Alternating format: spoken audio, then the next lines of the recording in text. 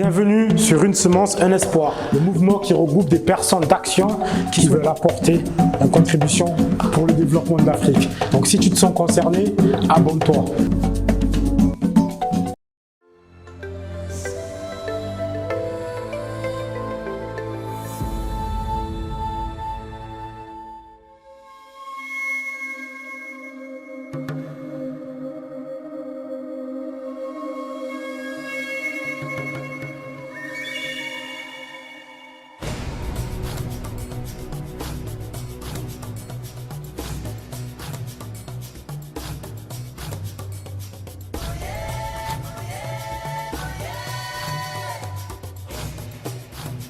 Oui, salut à tous, j'espère que vous vous portez bien. Pour ma part, ça va.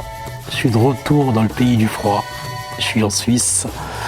Donc voilà, après une très bonne expérience par rapport au lancement du mouvement justement Une Semence, un Espoir. Au Sénégal, j'ai fait 3 semaines.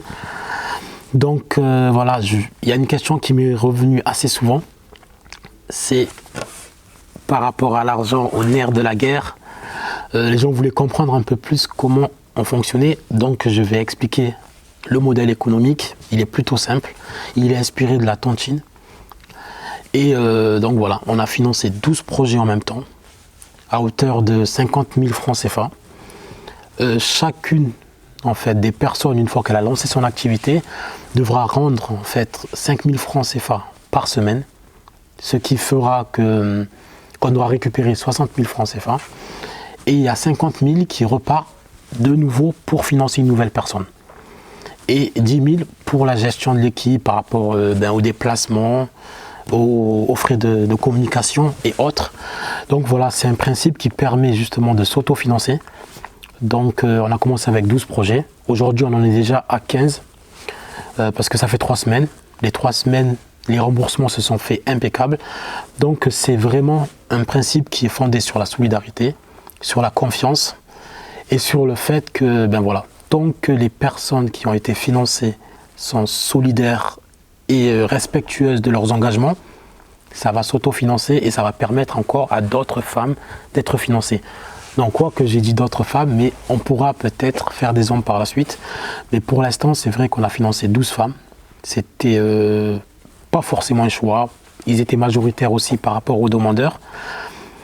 Après, on a eu aussi des demandes d'hommes, mais avec des projets qui sont un peu plus conséquents au niveau des budgets. Du coup, on n'a pas pu y répondre, mais c'est des, j'en dirai pas trop, c'est des vidéos qui sortiront plus tard sur la chaîne.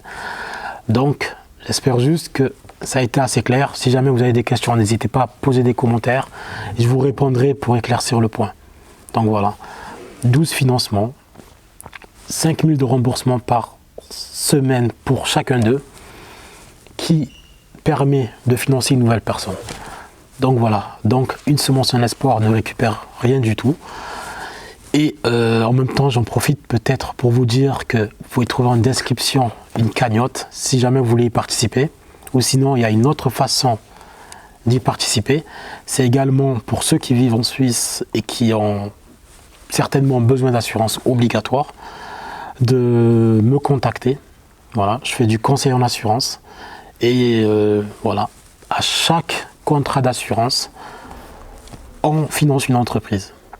Donc voilà, il y a 2 façons d'aider. C'est ou par la cagnotte ou par la souscription à des assurances.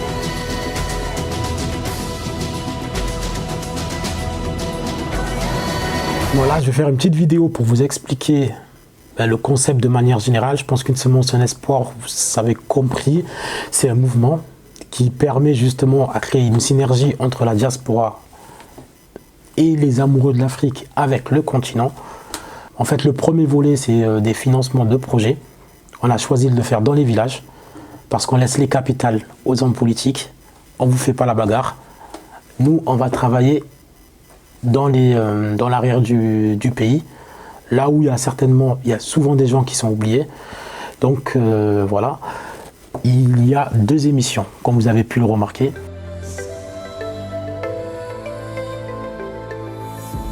Il y a l'émission Djambar qui sort tous les mardis à 16 h. Cette émission a pour vocation de mettre des parcours en avant, en fait, des personnes qui font les genres de métiers qu'on pourrait financer. Ça a plusieurs buts. Déjà, de montrer à la diaspora qu'il y a des gens qui se bougent là-bas, qui travaillent beaucoup, qui se sont lancés avec pas grand-chose et qui auraient peut-être juste besoin d'aide pour passer des caps. Ça peut servir aussi à inspirer en fait certaines personnes qu'on financera dans les villages.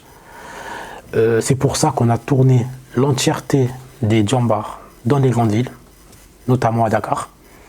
Donc ça permet à quelqu'un qui est dans un village d'être inspiré par des métiers qui se développent déjà dans la capitale et de le lancer dans son village et d'avoir le marché pour lui. Dans les pays africains, l'activité est tellement centralisée en capitale que je pense que le fait de décentraliser et de permettre aux gens de vivre chez eux de leur activité,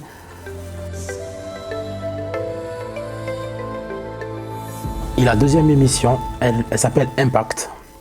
Pour l'impact qu'on a envie d'avoir à petite échelle, je pense qu'on peut tous avoir notre impact et qu'on peut tous prendre notre part de responsabilité. Et du coup, dans cette émission Impact, vous allez tout simplement suivre l'aventure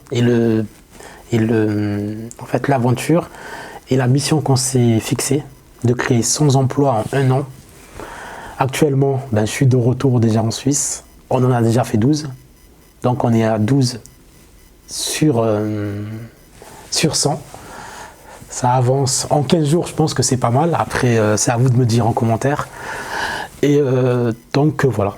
C'est l'impact. Impact, ça va servir vraiment à ça, à suivre chacun des financements, comment il se passe, à peut-être aller revoir les gens qu'on a financés, voir comment ça tourne et comment ça se passe. Et aussi, ce qui est important à savoir, c'est qu'il y aura un pays différent tous les 3 mois.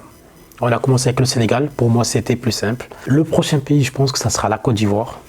J'espère que maintenant c'est clair. Si vous avez des questions, il y a les commentaires. Je réponds vraiment à tous les commentaires. Pour l'instant, je peux me le permettre.